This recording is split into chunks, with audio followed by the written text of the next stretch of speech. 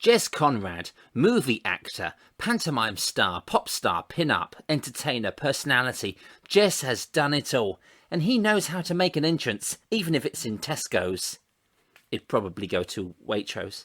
Jess talks about so much it's difficult to tease you, but I can say there is mentions of Bob Monkhouse, Frankie Vaughan, growing up in Hackney, the reason why he quit pantomime, Roger Moore, and talk of his first extra part in Reach for the Sky with Kenneth Moore.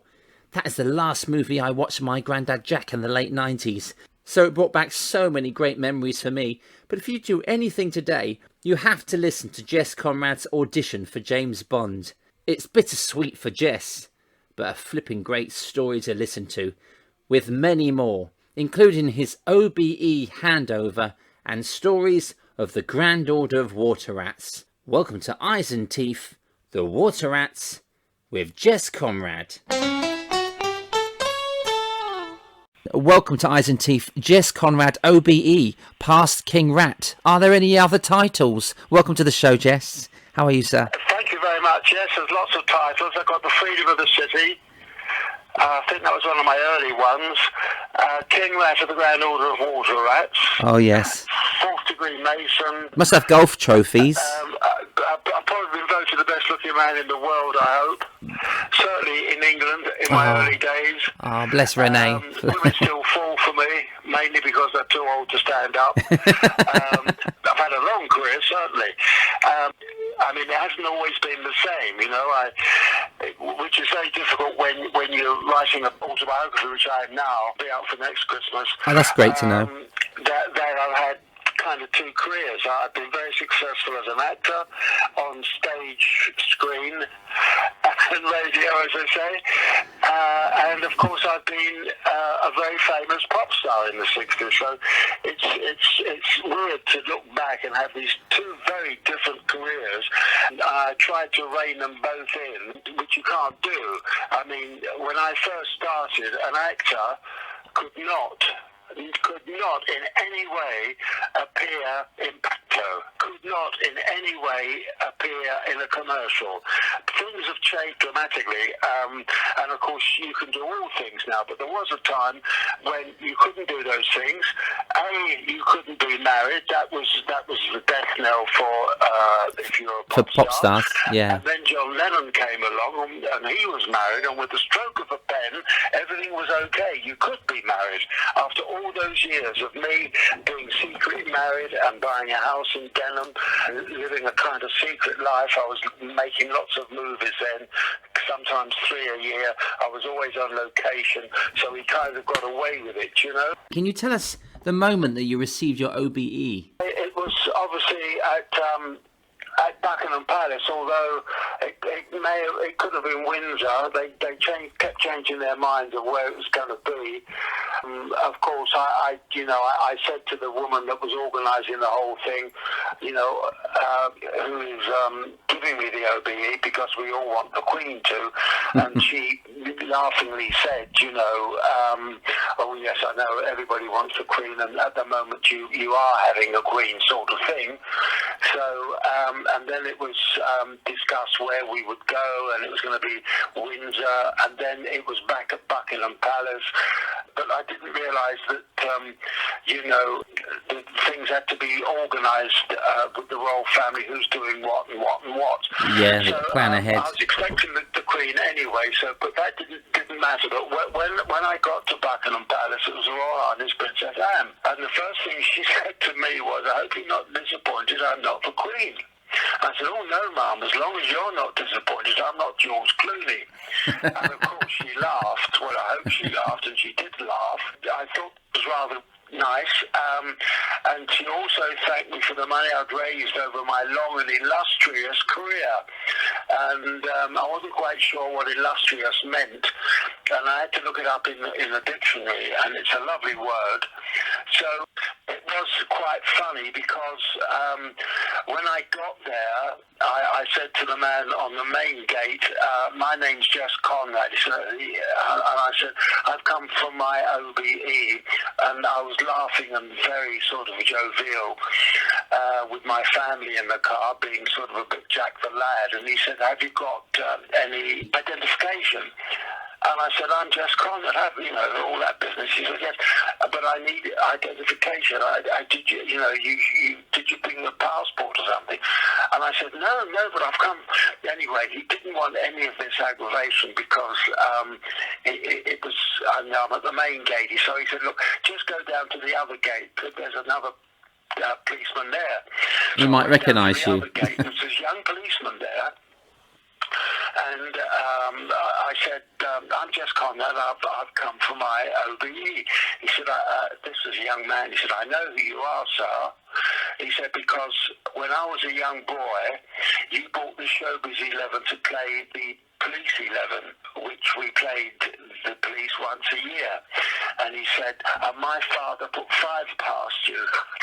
Because I was the goalkeeper. He said, my father put 5 past you. So, and he just said, in you go.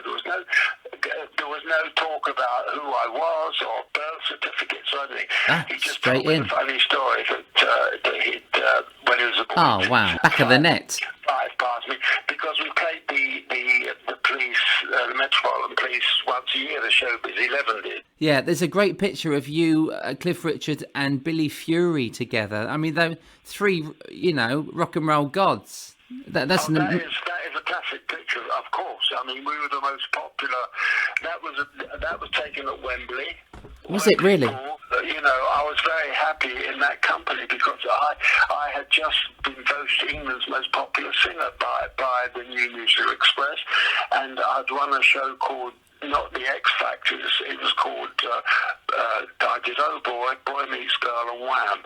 And okay, Wham, wow. I was the new guy on the block and a good looking boy, and the teenagers went crazy for me, and Jack Good, who was a Simon Cowell of that era, wanted to manage me and stuff, but already had a manager. But he looked after me, and I was voted England's most popular singer. Oh, amazing! So the OBE is well deserved. And it's great to speak to you because you're a fellow Waterite. Oh, bless you! It's an honour to be in an order such as the Water Rats, but to sit there in the lodge when you've got people like yourself in there with the history that you have, it's very difficult to compile questions for you, Jess, because like you say, you've got these different genres of show business, but it's like picking your favourite 8 songs for Desert Island Discs. It's very difficult to pick just a few questions. It is very difficult. I mean, and the other thing that I love the theatre, and I was cast as Jesus in Godspell. Yes. And I did that on tour for 2 years. People used to come from all over I say the world, but certainly all over Europe to see Jesus in Godspell, which I was playing on tour. I did that for 2 years, and then because of the success of that, I went into Joseph and did that for 2 years. I brought it to the West End twice, Sadler's Wells and Vaudeville in London. Theatre there on the Strand. Of course, that was, and you think you're busy and you're working, but you're not on the screen for those years, Yes. And people they didn't wonder where I was because I'd made a big impact before. But I did spend a lot of my career touring. And then when I wasn't doing that, of course, this is even before your time. It's difficult to people to understand that. But show business was up north. I mean, there were clubs there. You could live up there. People don't understand that the show business was not in the West End or London. It was up north. And every weekend I went up north for the Friday, Saturday and Sunday shows, or went up north for the whole week. A promoter would buy you for a week, which means that you played a number 1 Tito's or a Batley Variety Club as your last show, but the first show is allowed to put you in anywhere, and all of a sudden you get big names like Jess Conrad or Bob Monkhouse on a Monday night playing a pub, which they probably paid £5 for you because the promoter gets the big money from the late show, and then books you out anywhere because you sign a contract for 2 shows a night up north, a radius of 20 miles from the main gig, which was always more than 20 miles. And remember then, I was travelling with a band. Yes. And experience of working men's clubs meant that you took the band in, you rehearsed with the band, and the man at the back, the compere type man or the owner of the club, he could turn your mic off. That's what I'm trying to say. Okay, to get you off. Because I was one of the first heartthrobs to go up north, the girls used to scream, you see, and he would then turn my mic off to speak to the crowd and say, now settle down now, but behave yourselves. But I'm still singing in a microphone that's now not on because he switched it off to talk to the crowd because he didn't understand how the new thing of girls screaming for singers, you know. And so you're miming for half a song, and the people are looking around because they've switched. Compere guy switched me off, or the man who runs the club at the back, and then they would get upset because they'd start sort of misbehaving and everything. And then, of course, before I finished my spot, a man used to come in with the hot pies, and the compere said, "The pie man's here. Now, even if you're Elvis, it doesn't matter."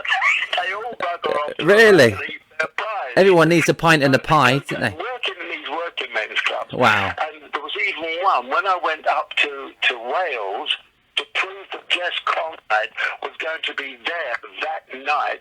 He put my contract outside of the club with my fee on it. Oh, you're kidding me. Imagine the miners and the people that lived there would probably have to work a year for the fee I was getting. Wow, you know? wow. I mean, it was, and then of course they hated you on site. Yeah. Yes, it proved that Jess Conrad would be there tonight.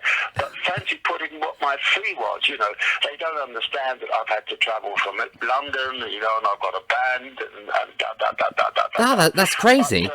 Wow. Incredible things. But Yeah. even I can't believe some of the things that one had to do back then. Oh, that's amazing. Did you get to do the Bernard Manning Club at the Embassy with the Will Tappers and Shunters? Yes. Did all of those. As you know, Bob Monkhouse, who was a big star, had two acts. Up north, he was this very, very blue act, but very good, very, very good. The northern comics were the kings up there, but he went up there and he took the crown. You know, he really was. And then you'd see him on television being like, you know, Mr. Smooth.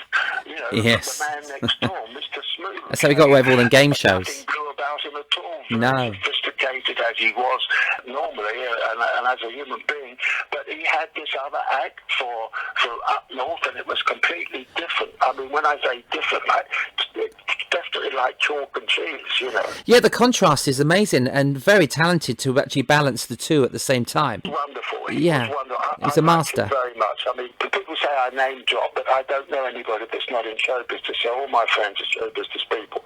Yeah. Bob Monkhouse was so funny with me.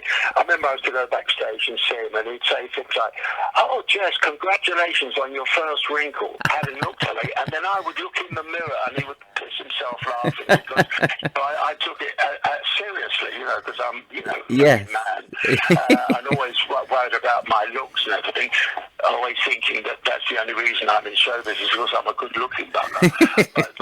And I used to look in the mirror to see whether it was true that I'd had this first wrinkle, things like that, you know. He had such fun with me, and always, if I was in the room, always stood me up, and you know, I got a round of applause, and we'd have some banter between one another.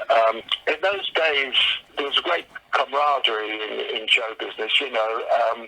We were a sort of close-knit family. It's the kind of thing that we sort of have in the Rats now, or Mason. Thank God we have that. Otherwise, it's kind of a lonely life. No, but it's nice to hang out with your colleagues. Show business people and the real people, you know. And the real people we call the civilians, you know. Yeah, we understand each other. Which is another funny line, you know. We don't mean it in any disrespect. It's just... you know, with tongue in cheek and trying to find some kind of love and humour in the fact that we live such different lives than the norm. Eyes and teeth. You were born in Brixton, London. Do you remember the first show you saw at the London Palladium where you knew that's what you wanted to do because you were watching people like Danny Kaye, Frankie Lane, all those people? Well, no, better than that, because you see, I was so lucky because I lived in Brixton where, strangely enough, up Brixton Hill, a lot of show business people lived. Not that that made any difference to me, because I didn't know at the time that there were show business people. I didn't know what that kind of thing meant. But I did know that I went to the Brixton Empress every week, and then, which was in Brixton, obviously, and then the Camberwell Palace, which was just a company bus ride away. Lovely. Or half a penny, whatever it was then. So I could see, and I did go and see all those shows, and I sat in the gods, and I saw a wonderful act, Frank Randall. Oh, unbelievable. Georgie Wood, those original Arthur Luke and Old Mother Riley. Musical stars. Arthur Luke and all these wonderful people I saw. And then, of course, because I was, as a teenager, I never went out in Brixton as a teenager when I got a bit older. I was a West End boy straight away. And, of course, I was attracted to show business. And then you could stand at the back of the Palladium for $5 bob.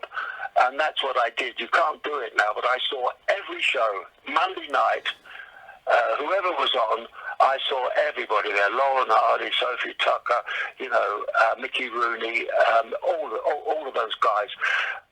Incredible. And of course, I was the first one in a way, in my head, to discover Frankie Vaughan, because before Frankie Vaughan came along, singers were just very static and boring.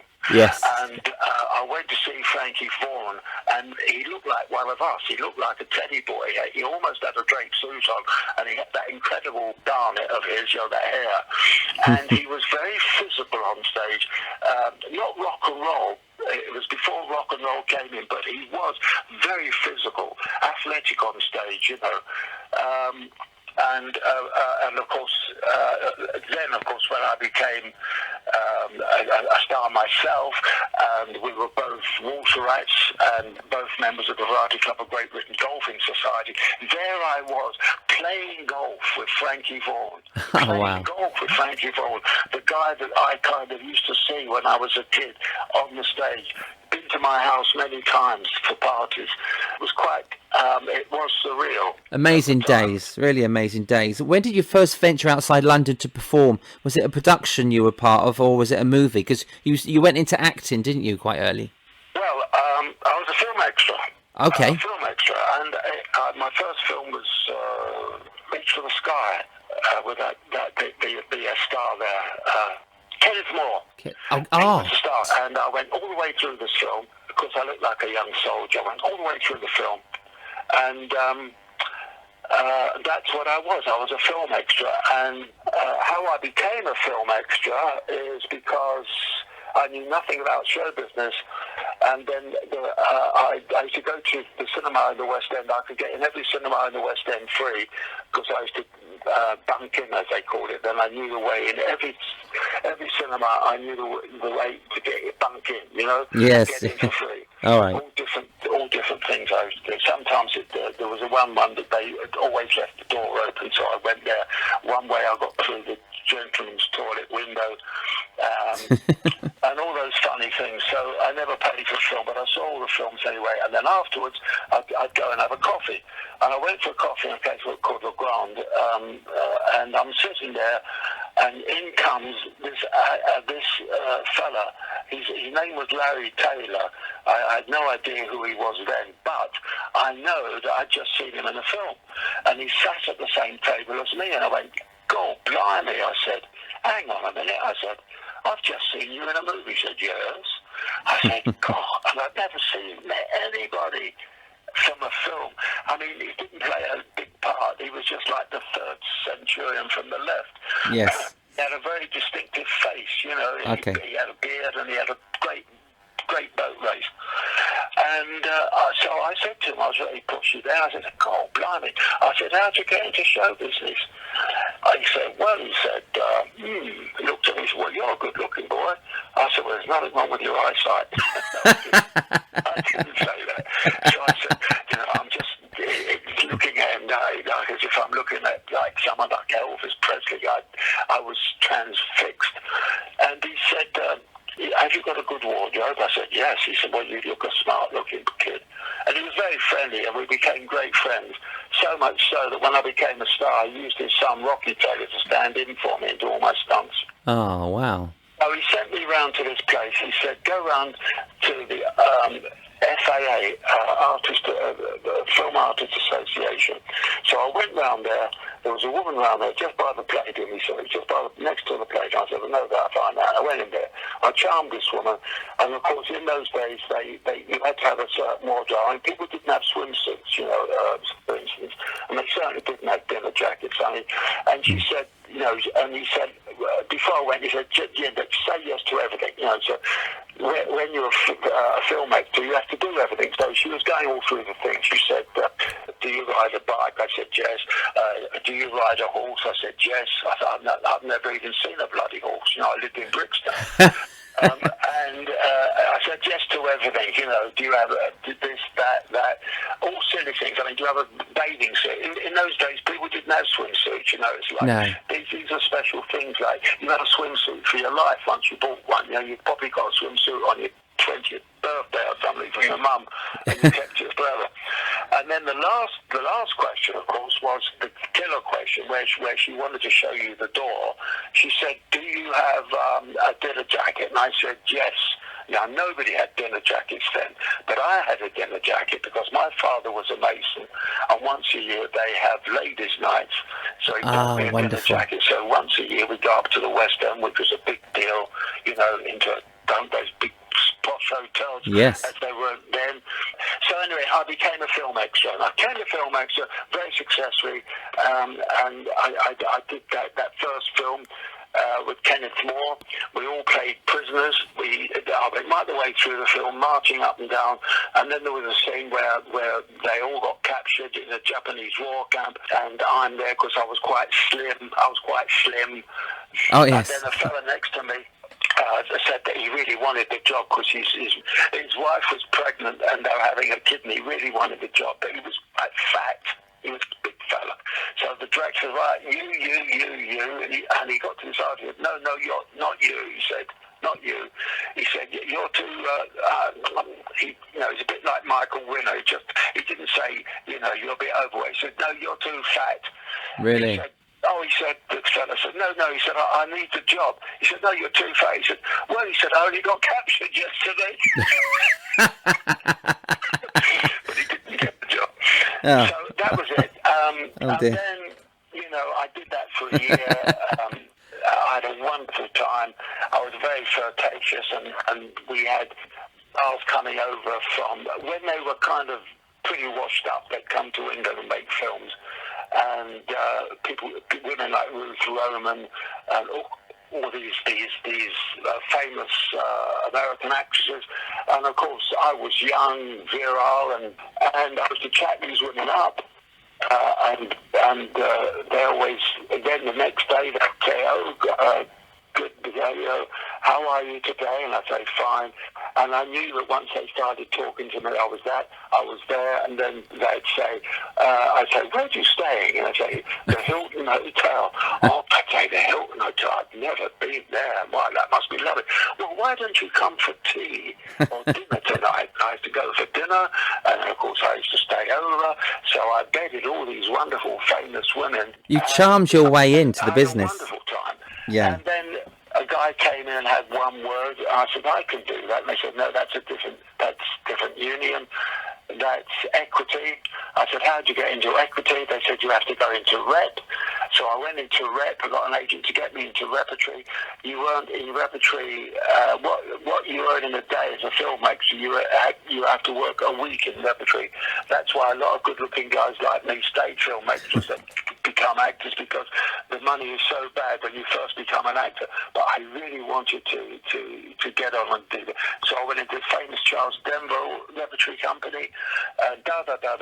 I went to different rep companies all over England, and then Al Parker, which is the biggest agency, had a scout, saw me and booked me, and I was then with Richard Todd, Robert Morley in a big agency, and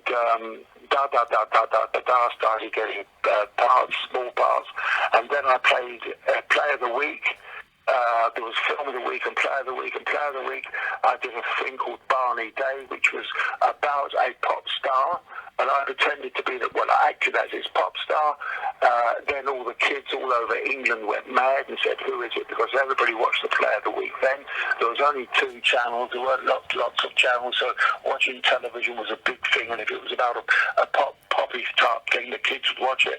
And then I got all these things. And then Jack Good, who was like the Simon Cowell of that era, asked to see me. And he made me into a pop star. Oh, contributional.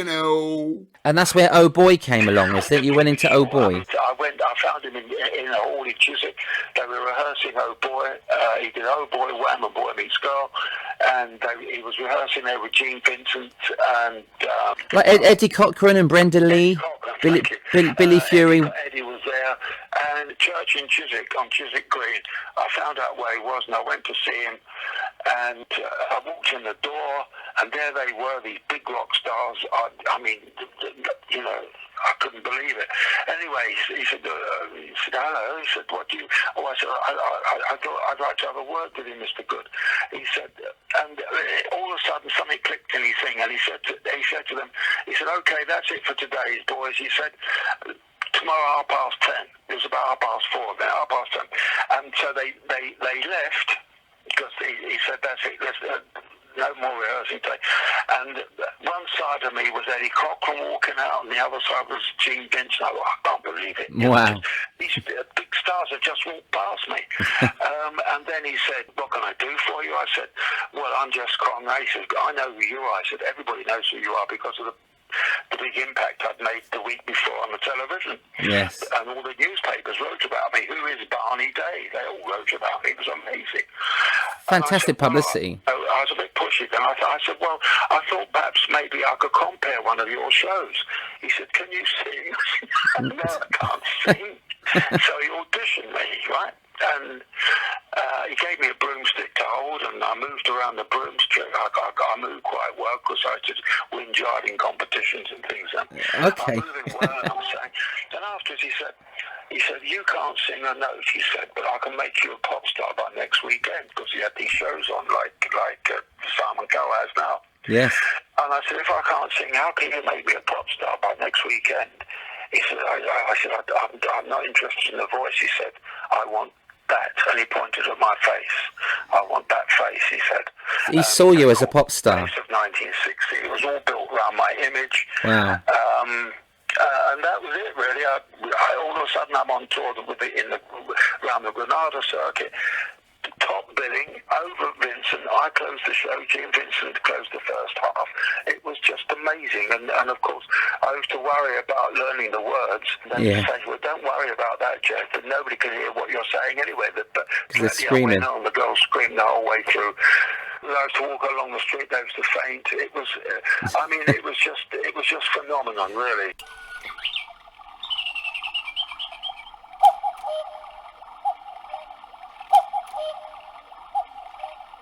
Then I had to stop my acting career, not stop it, but try and do both. Okay. I thought, well, if Sinatra can do it, I can do it. But of course you can't. And I did it for a while, but it did take its toll in the end. You know, they didn't take you seriously after 10 years. They didn't take you serious in either one or the other. Yeah, sure. And then Cherry Pie came along. You became a teen idol, but for Decca Records, which was quite big at the time. How did Cherry Pie come along? Did you help write it, or did it just come to you? No, I mean, the pullovers, even worse. I'm a clone for a fellow called Fabian, who was a big star in America, as big as Elvis probably, you know, Fabian, who was a great-looking fellow who couldn't really sing. So I think that's what Jack Good was doing. Jack Good was making me a clone of Fabian. So he gave me all these sort of... he easy songs to sing. Now, in those days, there were these ditty-type songs that were very popular. They wouldn't be popular now, but for some reason, you know, we used to sing things like Kicking Up Leaves, Pillows to Cry On, Right. Suede Shoes. So, I mean, it wasn't that unusual to sing about a pie that your mother baked, or this pullover, which were very popular at the time. So I did a song called This Pullover, which was voted the world's worst record by Kenny Everett. He brought my name back again from the teenagers and made me a star all over. I remember Joe Brown said to me, "Oh, Jess," he said, "I've heard a worse record than This Pullover." I said, "No, you bloody well haven't." I said, "I've got the world's worst record. I don't have the second world's worst record." Do you know that Kenny Everett had this world's worst album, but you've got 3 singles on it: This Pullover, Why Am I Living, and so did Hayley Mills, and Cherry Pie. Once again, you know, I used it to my advantage. It was a hit record. I had to re-record the song because Decca wouldn't release the original for some reason. So I charged Kenny Everett, whoever was doing it, the record company, an awful lot of money to re-record it. So the one on the Kenny Everett record is not the original. No. I had to redo it. And of course, I use it when I do concerts now. That I sing This Pullover, and they all sing it with me.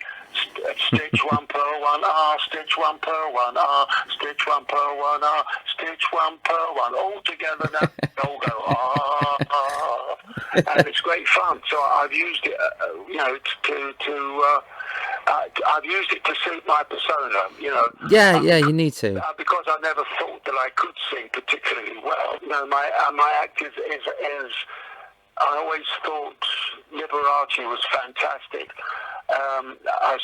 When I was a kid, I saw a gorgeous George, a famous wrestler, come into the ring, and he looked in a mirror at himself, and I thought, God, that's so funny, that's so good.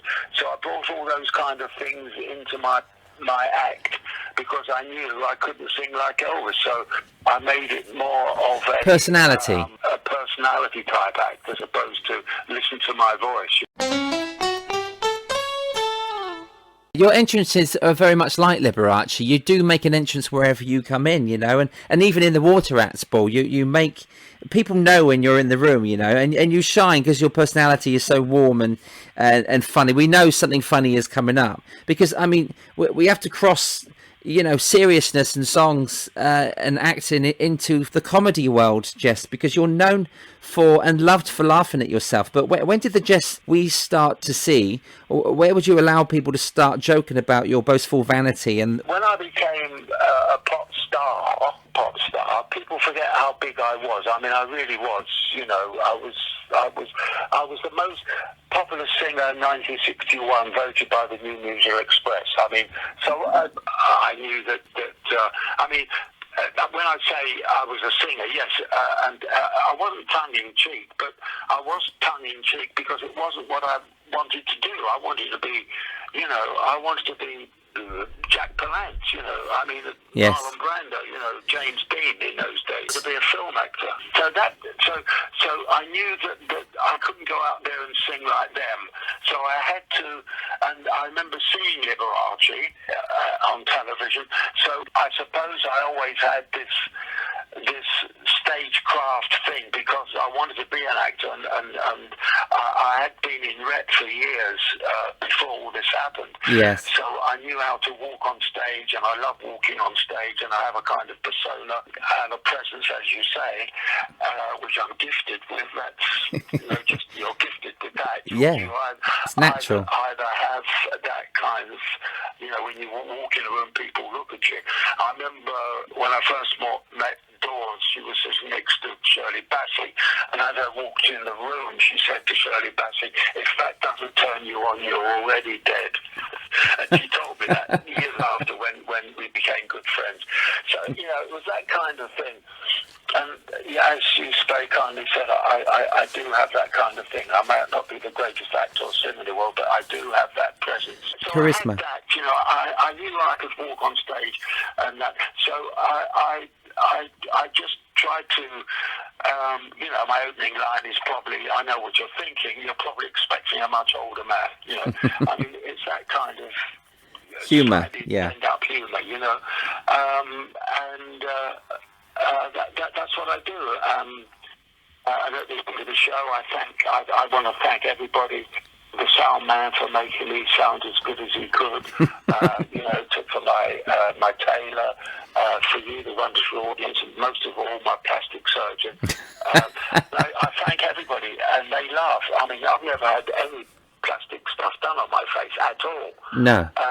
But people think I have, so I embody that, because Roger Moore once said to me, because men hate us, and he liked to drink, and I was drinking late at his house one night, and he was talking about how difficult it was to be a good-looking fella.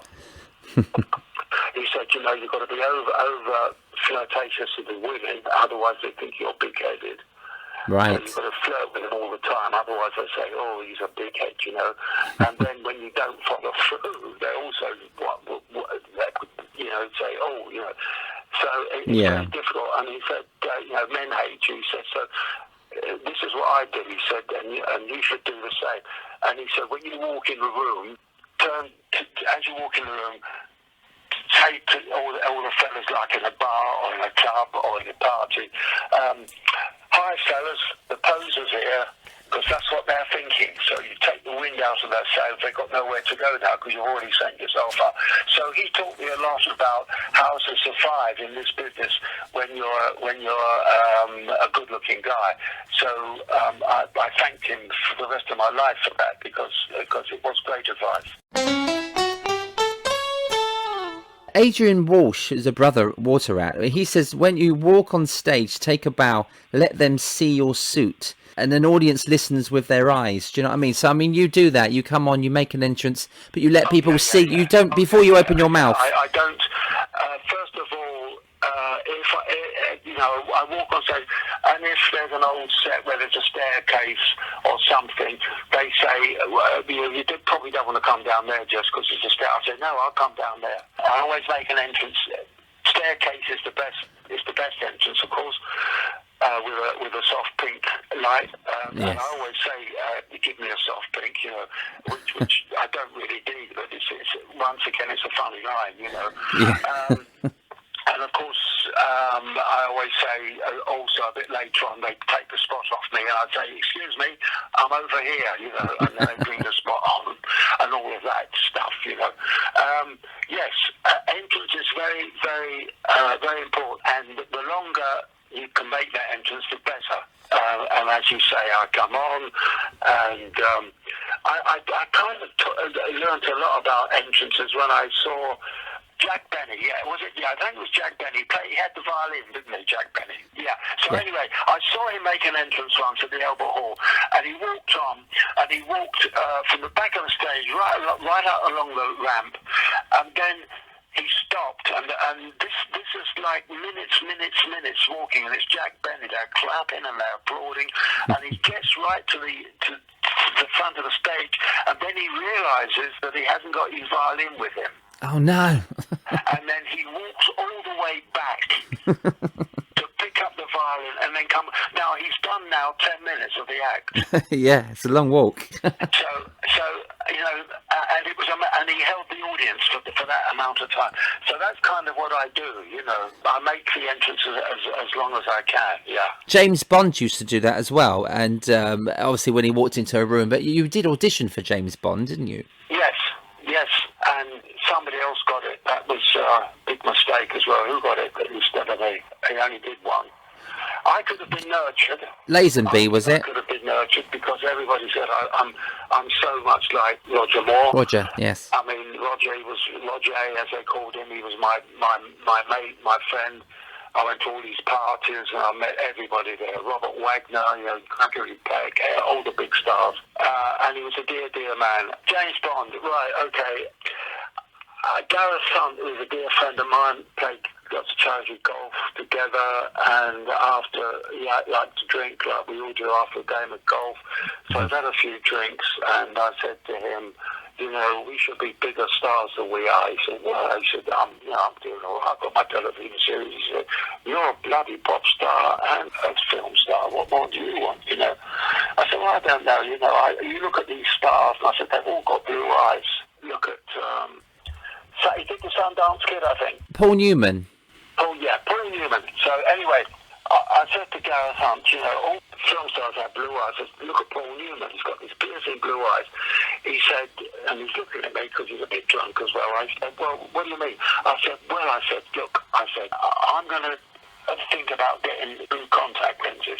So he said, okay, do what you like, love, you know. That's what we call one another in show business. It's just, you know, all right, love, yes, love, you know. Oh, no, yeah, Brucey used to do it, yeah. It's a funny old thing, but there you are. So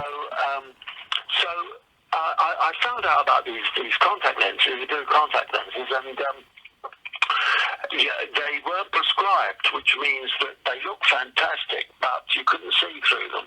Right. So you could put them on, and you look like the man from Atlantis, but you couldn't see through them. So, and they were quite expensive. Let's say they were 50 quid each. I don't know how much it was, but they were quite expensive. So right. I told Gareth the price. So he said, all right, love, you know, all right, don't drive me back down. So we got them, and we lived quite near. So I had the left mince, and he had the right eye, mince pie. So that we had one each. And every time I had an audition, I would ring him up, and he'd bring over the left eye, kind of thing. So I got the Bond. An eye for an eye. I tell him that it was Bond because he'd be onto it as well. So I said, bring over the left mince pie. So he said, what are you auditioning for? I said, oh, just a funny old commercial, you know. So he brought over the left eye.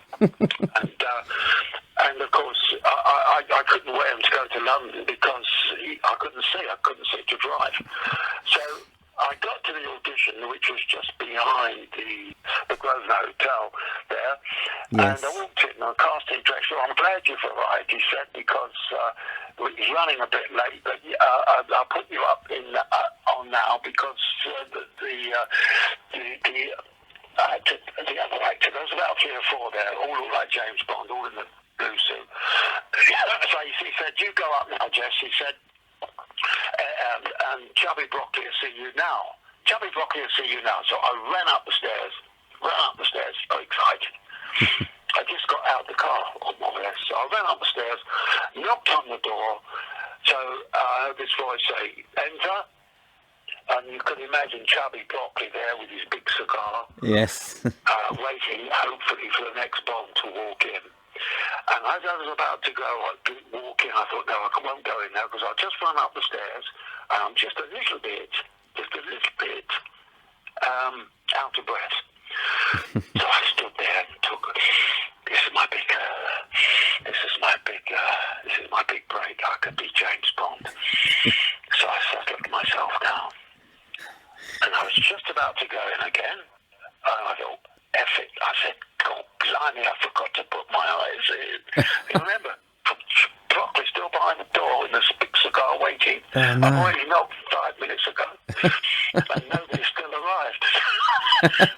So then I get the left eye, and I put it in my eye, but it falls out onto the carpet. So now I'm looking. Now I can't really see because it's fallen on the carpet. And I finally find it and put it in my eye. Now I can't see anything out of one eye. So then I put the eye.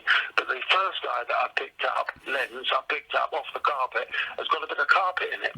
So it's no. I can't see Bit scratchy. anything anyway now through that eye because there's a bit of carpet in it. Yes. I then finally walk in. I can't see him, of course. Can't see anything. But I did. You know, when ordinary people walk in a room, they walk in, open the door, and then they turn their back on the room and close close the door. Well, show business people don't do that. They never put their back to the audience. John Wayne is a great example. You don't know what John Wayne's back looks like because he's always facing camera. Right. He'll close the door and turn around and close it, make sure that he's always looking forward. So that's interesting. With that in mind, I opened the door with my right hand. I closed the door behind me without losing focus. In fact, so he's always looking at whoever is standing there. Okay. So I do this, and I flick my cuffs like James Bond does. I gave him my full set of wonderful white teeth and said, just like Bond says, I said, my name's Conrad, Jess Conrad. And I heard a voice say, I'm over here. Because I didn't know where he was, and I was looking entirely the wrong bloody direction. Next. We had what we call some kind of conversation, audition thing, and then because I walked out the room and walked into the room cupboard, I missed the door, walked into the broom cupboard, and then Shelby Broccoli phoned downstairs to the casting director. Would you Mr. Conrad, he's in the broom cupboard. Who's auditioning next? So Norman Wisdom. And obviously I didn't get it, but then... Oh, what amazing. Well, you've got that story to tell, haven't you? You were nearly Bond. Come on. True story, by the way. True story, yeah, it's amazing. True story. That's brilliant. It wasn't funny at the time at all. No, of course not. I was going through it mentally. Well, you wanted the part at the time. I didn't realise that I was keeping somebody waiting. I was fully focused on the fact that I needed to get the job. The eye fell out. I put it in. Everything went wrong. Because I was out of breath. I didn't want to go out of breath. Well, you tried all you could. And of course, once I got in the room, I couldn't see where I was, and I was facing completely the wrong way. Oh, bless you. No, well, you've got to try. You can't say that you didn't try. But you've become a legend in pantomime as well, Jess. And I was very good in panto, even if I say so myself, because first of all, I had the presence, as you've spoken about. Yes. And also, I have a great sense of humour, in as much as I'm happy to send myself up. Sure. So, the comics used to send me up gutless, but I wrote all of that. And I learned so much from the early comics. The Danes were the best to learn from. And Jack Douglas was a great teacher. Wow. He had this, they play characters that have got no money, the characters they play. Yes. Buttons, they've got nothing. Sure. And yet Jack Douglas had this bloody ring on his little finger, and it sparkled, and I went, Jack, God, I said, look at that ring. I said, that's amazing. And I said, but how can you wear that and play buttons? He said, because if the focus goes off of buttons onto, say, you playing Prince Charming, they still won't be looking at you, because even if I'm stage left, I have this ring, and this ring will pull all the attention back to me. Wow, that's clever, isn't it? Did you leave your Rolex on? I could not believe it. And he showed me how it worked. Wow. And it was true. When you think of Buttons wearing a ring like that, it's ridiculous. I mean, although he was playing Buttons, he also wanted to put across that he still was the star. This was this rich man, headliner act, who had all this expensive jewellery on, was playing Buttons.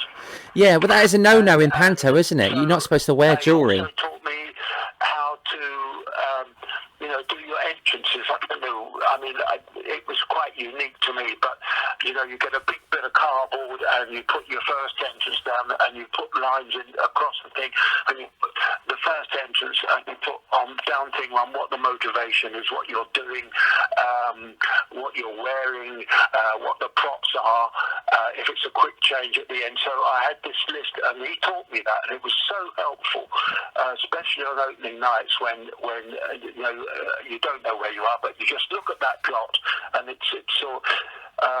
I've got them here now. Every pantomime I've got in. So I would be a great teacher for somebody coming into show business doing pantomimes first, because it is an art form, and I loved it. And as I say, I had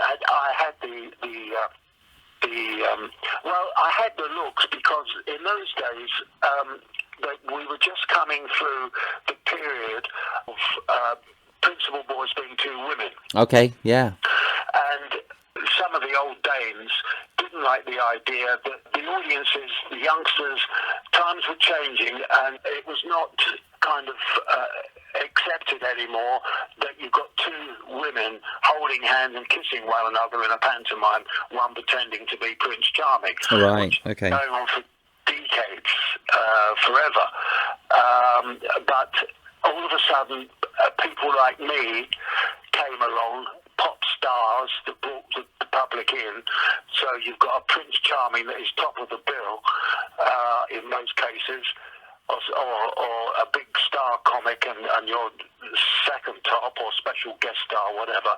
Usually I was top playing Prince Charming. It's a good top to have because it's an important part.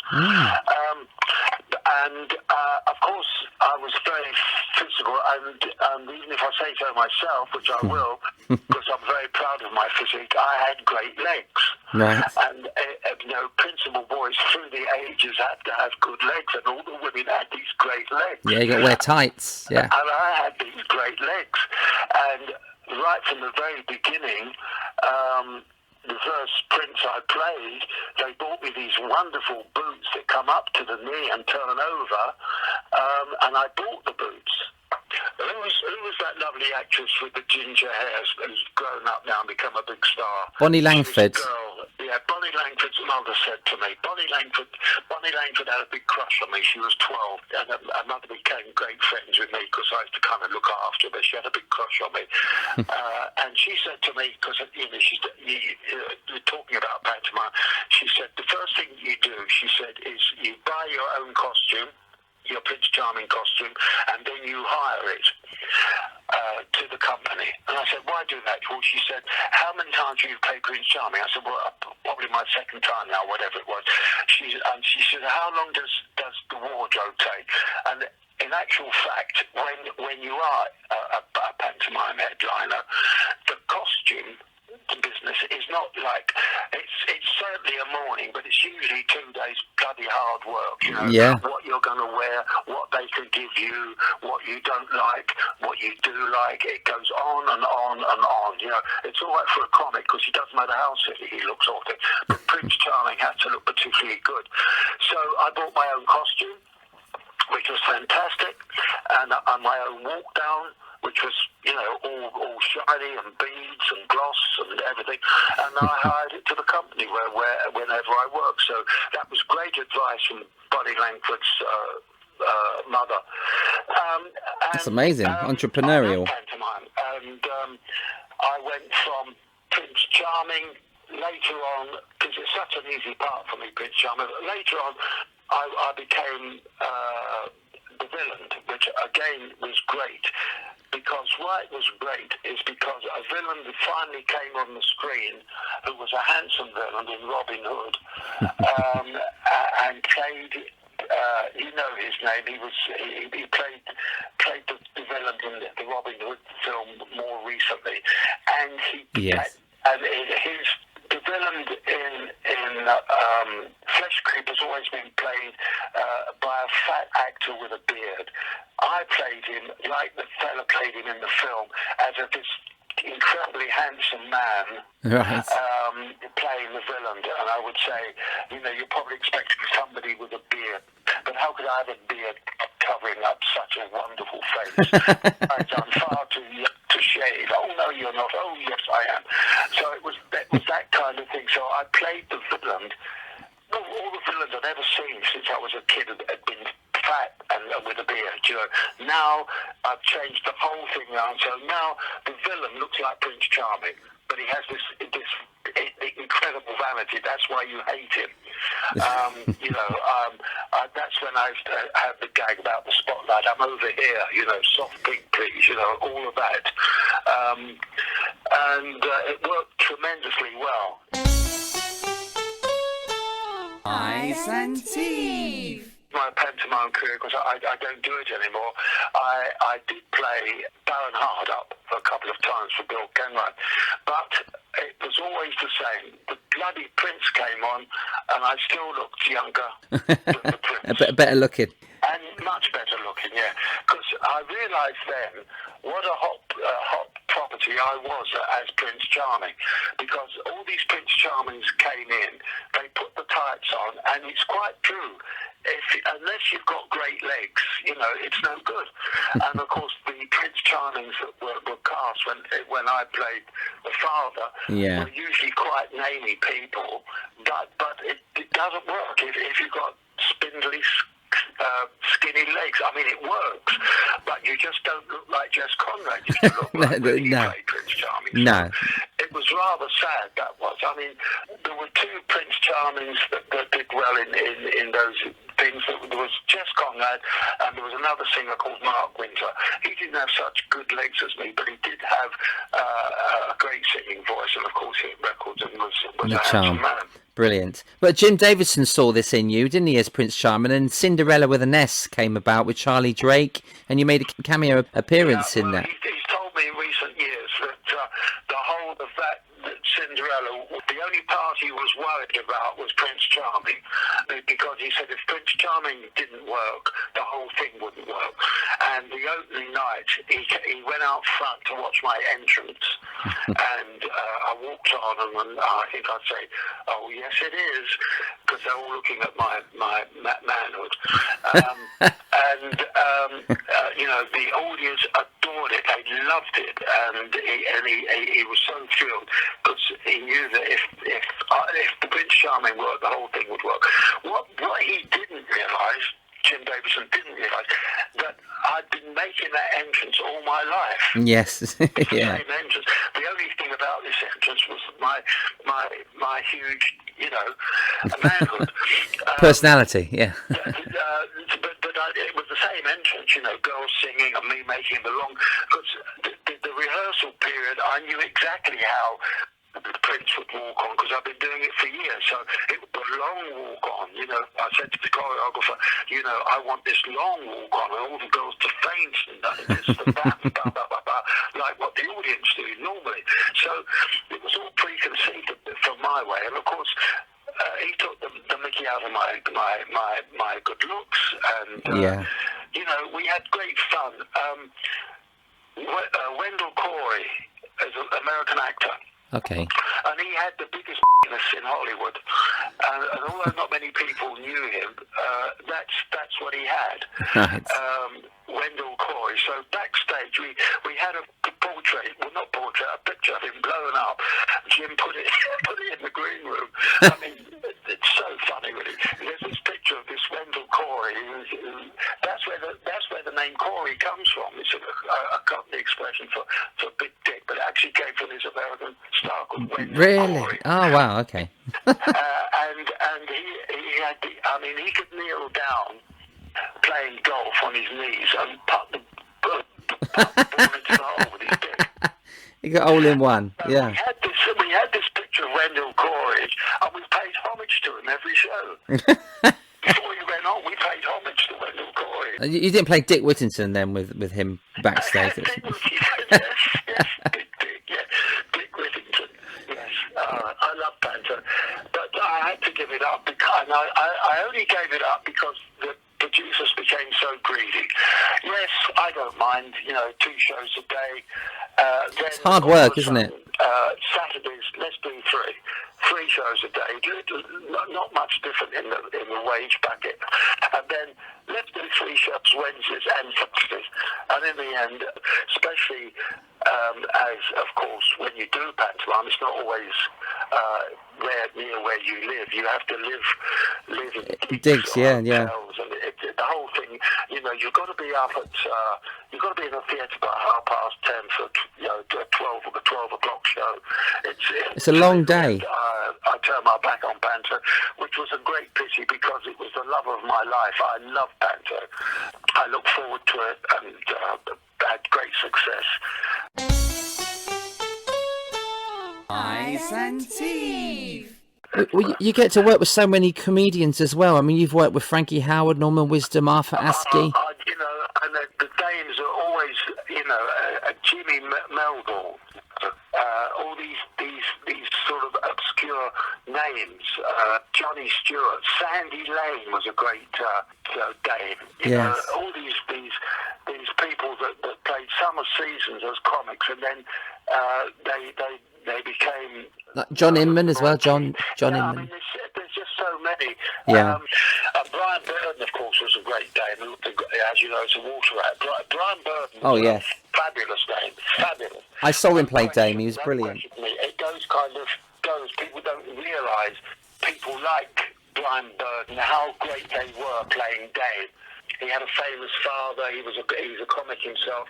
But plaudits must go to him for being a great Dame. You know, people don't remember or wish not to remember what a great star he was as a Dame. Yeah, I mean, in this business, you really do make friends with people for life, don't you? For decades, and Norman Vaughan, I did 2 pantos with him. God, he adored me, and I liked him. And you see, they always teach you things. I've learned so much. Jack Douglas about how to plot your way through a pantomime. Norman Vaughan came on the first day. He was a star of the show. I had second billing or special guest, whatever it was. He looked immaculate, absolutely immaculate. I always look the same. I always look kind of immaculate, you know. Yeah, of course. For panto, I usually look a bit sort of, a bit jeaned up and a bit kind of casual, bit James Deany, if you like. Yeah. But he came. He had the shoes with a little buckle across the front. So he looked immaculate. He looked fantastic, looked like a star. He was. Looked like a star. Second day, rehearsal's proper. He comes. He's smart enough, but he's not anything like he was on the first day. So when I spoke to him about it later on, we became very close friends. I loved him to death. He said, it's very important, Jess. He said, if you are the star of the pantomime, that first day you have to make an impact. You have to, everything in your body must tell the chorus girls and the chorus boys and the rest of the company that you are a star. So I learned that from him. So every other pantomime I did after that, on the first day, I came absolutely as if you know I was going to the Caprice or somewhere, you know, on one of Jess's nights out. I looked absolutely amazing. And then the next day, I wore the jeans and the James Dean look. But the first thing, it was Liberace. So you learn things from everybody, and you learn more from dames, of course, because they teach you so much, dames, because they've got all the old tricks of the trade, you know. It's like Jack Douglas, who stands stage left, you're front, you're right in the middle doing all your stuff, and he's standing there and just flicking his finger, and everybody's looking at his bloody ring. That's very clever, isn't it? That's show business. Yeah, it is. And what a wonderful business. And your most recent thing on television was the hit Last Laugh in Vegas. And we've sadly recently lost Bobby Ball and we lost Kenny Lynch. Your time out there. To me, the last time I saw him, we all flew into London Airport. I said to Bobby, love you, Bobby, as he left, you know. And he said, love you too, Jess. And that's the last word I said of him. And, you know, I lost so many. I lost 3 yesterday. Oh, it's awful, isn't it? I couldn't believe Bobby going. It was very upsetting. Of course, I lost my closest friend all my life, Kenny Lynch, from the same show. You know, and so sad. I had a very successful film called The Boys, and that was on Talking Pictures just the other week. Okay. And I looked at that. When I first did this film, I was the oldest one of The Boys, and now I'm the only one left. They've all gone. When I look around me now, with this, you know, what we're going through now, I'm losing so many people, you know. Well, it's so sad and it's so unreal that it has become unreal. It is. Connor yesterday I lost. I know, yeah. And Ray Clements, a lovely man, and I play golf with him every week for the Variety Club. When I played Joseph in Liverpool, I went to a nightclub and one Friday night, and there was Ray Clements, and I thought, my God, that's Ray Ray Clements, and I was like a stalker. And I'm a star myself. I'm playing Jesus in Godspell or whatever it was, or Josie, and I'm looking at this man, Ray Clements, with my tongue out, almost hanging out, because he was such a great icon, goalkeeper icon. Yes. And then I got to know him playing golf for the Variety Club of Great Britain, and he'd been ill for a long time, and then he went, and that was heartbreaking, and now it's just got so. I mean, quite honestly, I have to look around twice and see actually who I have got left. I don't seem to have any friends left now. It's extremely sad times. And Tarby was on television last night talking, and of course he'd lost Kenny and Des O'Connor, and he looked to wreck himself, because it does. Especially with this now, we can't go out anywhere, and all this sadness around us. Not so much the pandemic, but the what we're under, all of us. But the fact that people like me are losing so many friends. It's terrible. I mean, just recently, Sir Ken Dodd, Roy Hudd, Nicholas Parsons. Roy Hudd, oh God.